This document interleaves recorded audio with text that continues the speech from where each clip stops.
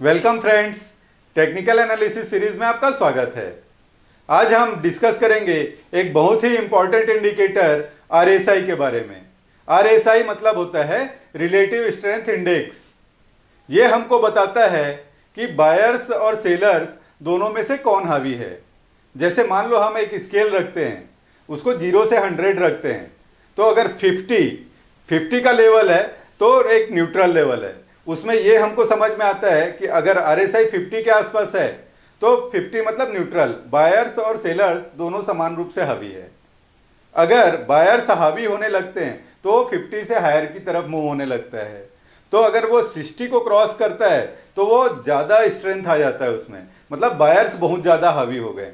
तो जैसे अगर आप इंट्राडे ट्रेडर हो या अगर डेली कैंडल स्टिक में भी देखते हो, तो अगर आरएसआई 60 से ऊपर है तो वो हमको एंट्री का सबसे अच्छा टाइम होता है। और वो जब स्ट्रेंथ बढ़ के 80 के आसपास चला जाता है या 80 से ऊपर निकल जाता है तो उस समय हमको प्रॉफिट बुक कर लेना है।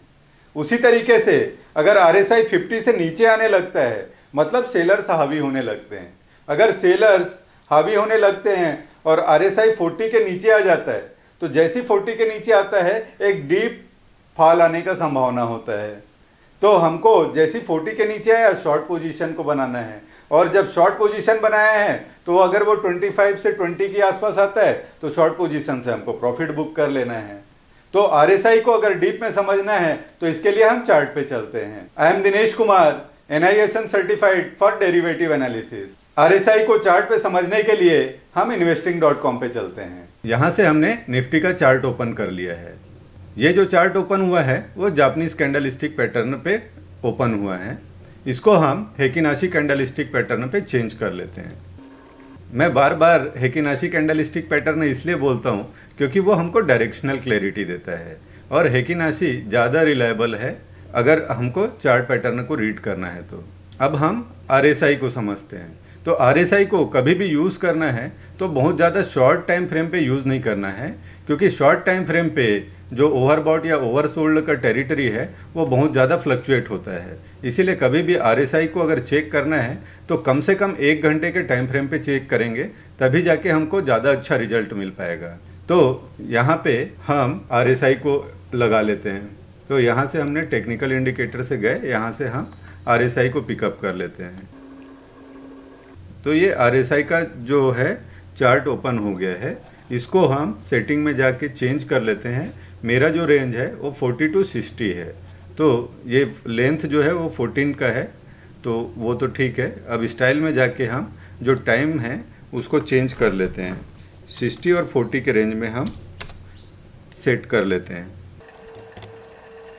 तो ये आरएसआई का चार्ट ओपन हो गया जिसमें रेंज हमारा 40 to 60 है।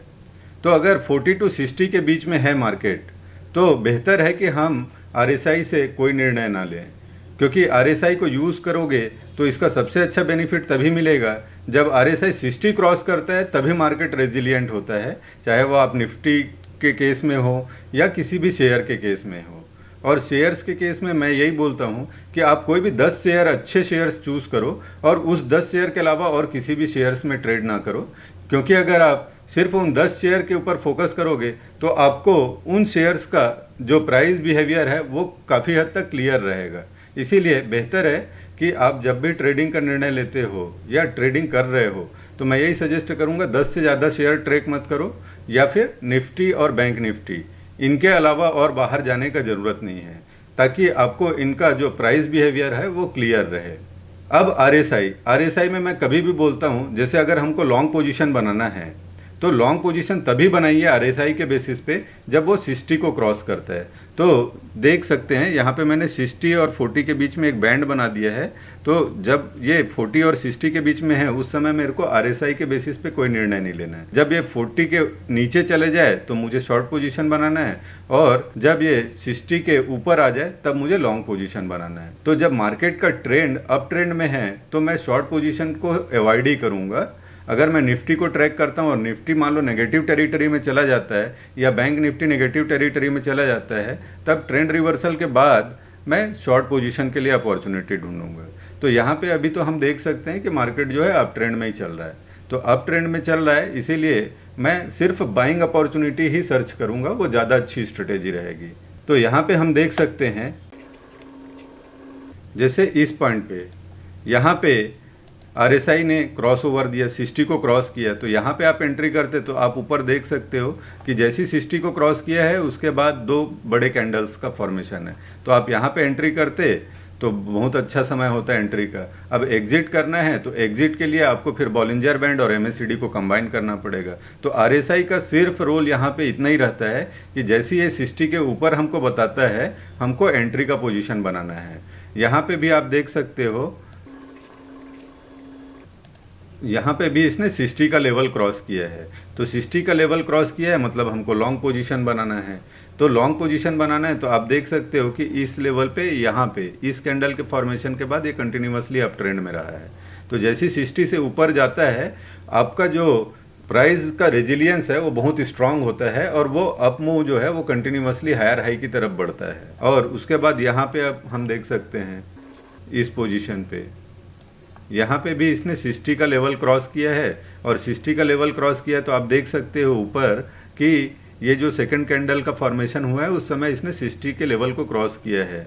तो RSI जैसे 60 के ऊपर क्रॉस किया है, हम यहाँ पे पोजीशन लेते तो यहाँ तक का हमको अप मूव मिल जाता। और निकलने के लिए फिर आपको बॉलिंजर बैंड और MACD का सपोर्ट लेना पड़ेगा।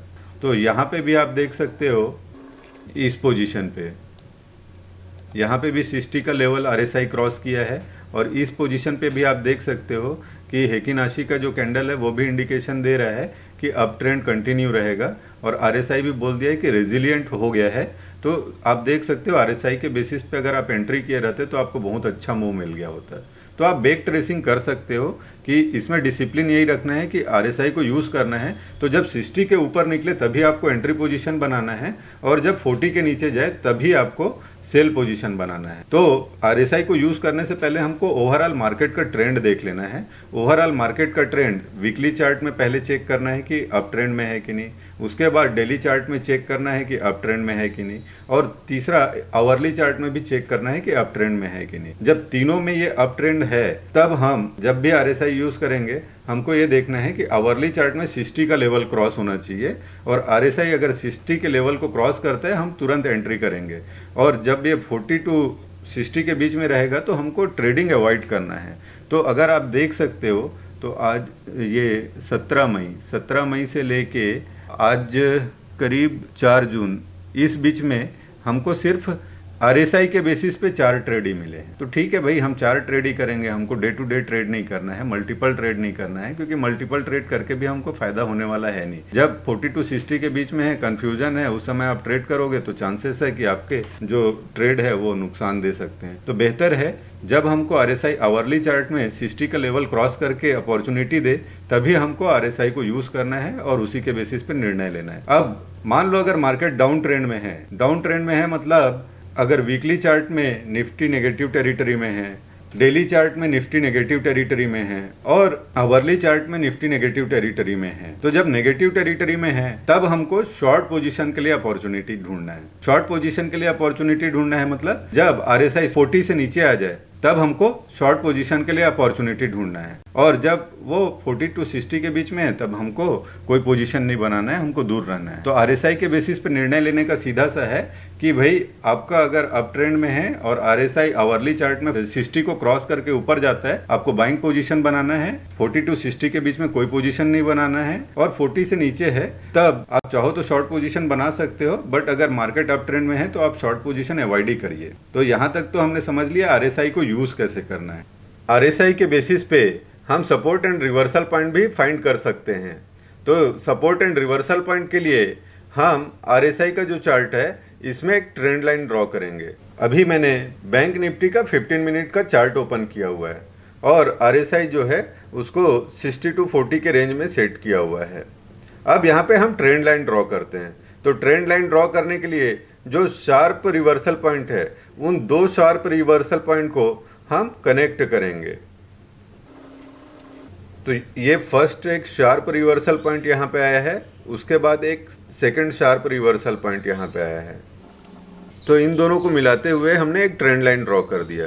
अब यहाँ से इस पॉइंट पे आप देख सकते हो कि इस पॉइंट जो रिवर्सल पॉइंट है यहाँ से मार्केट ऊपर की ओर गया है, उसके बाद जो डाउनफॉल आया है उसने फिर से इस ट्रेंड लाइन के पास से सपोर्ट लेके ऊपर गया है, लेकिन 60 से ऊपर सस्टेन नहीं कर रहा है। और आप देख सकते हो 2 बार 60 के लेवल को टच किया है और उसके बाद बाउंस हो गया है।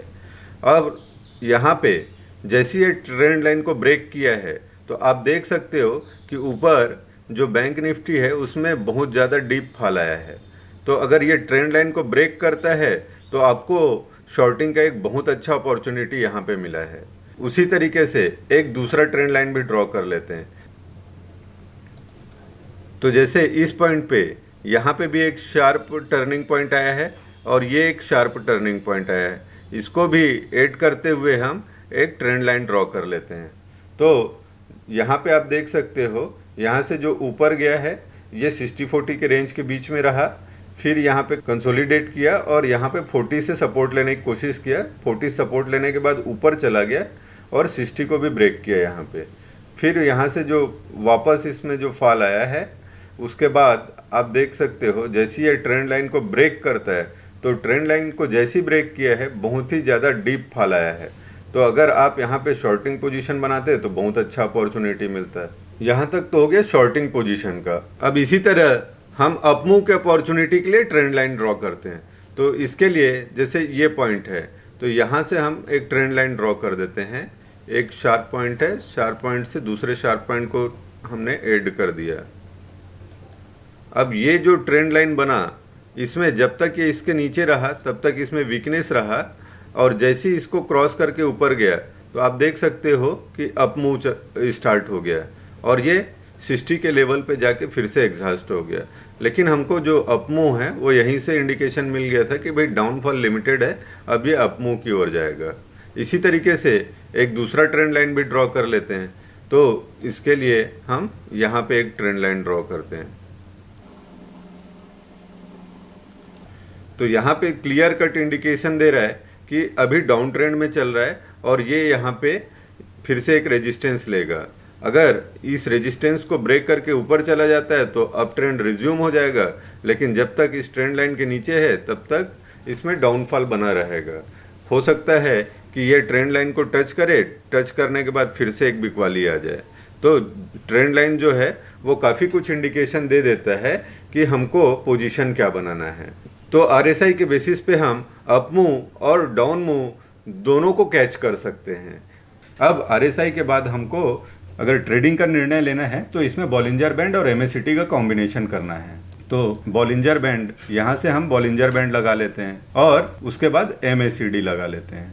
तो MACD यहाँ से हमने पिकअप कर लिया। तो आप देख सकते हैं पहला जो पॉइंट है इस पॉइंट पे अगर हम नीचे ड्रॉ करते हैं तो MACD भी हमको सिग्नल दिया है कि आप बाई कर सकते हो। और आप हेकिनाशी कैंडल स्टिक में जैसे मैं बोलता हूँ कि प्रीवियस कैंडल से जो नेक्स्ट कैंडल है उसका हाइट हायर है और वो पॉजिटिव टेरिटरी में है, हम लॉन्ग पोजीशन ले सकते हैं। तो हेकिनाशी के बेसिस पे भी हम यहाँ पे पोजीशन बना सकते थे और उसके बाद आप देख सकते हो कि कितना अच्छा अप मूव मिला है। अब उसके बाद एग्जिट की पोजीशन की बारी है। तो मैं बॉलिंजर बैंड में पहले ही एक्सप्लेन कर चुका हूँ कि जब ये जो कैंडल है बाउंड्री से हटने लगता है और जो कैंडल का हाइट छोटा होने लगता है हमको प्रॉफिट बुक कर लेना है। तो अगर हम ये तीनों का कॉम्बिनेशन करते हैं तो आप क्लियरली देख सकते हो कि तीनों का कॉम्बिनेशन कितना स्ट्रांग है और कितना बढ़िया है। अब यहाँ पे भी हम देख सकते हैं इस पॉइंट पे भी, इस पॉइंट पे जब 60 क्रॉस किया है तब भी आपका पहला ग्रीन कैंडल बना है, सेकंड ग्रीन कैंडल बना है। सेकंड ग्रीन कैंडल का हाइट प्रीवियस ग्रीन कैंडल के हाइट से हायर है और वो मिडिल बैंड के ऊपर बंद हुआ है। और MACD लेकिन यहाँ पे सिग्नल नहीं दिया है। अगर इस पॉइंट पे हम देखें तो MACD ने सिग्नल कहाँ पे दिया,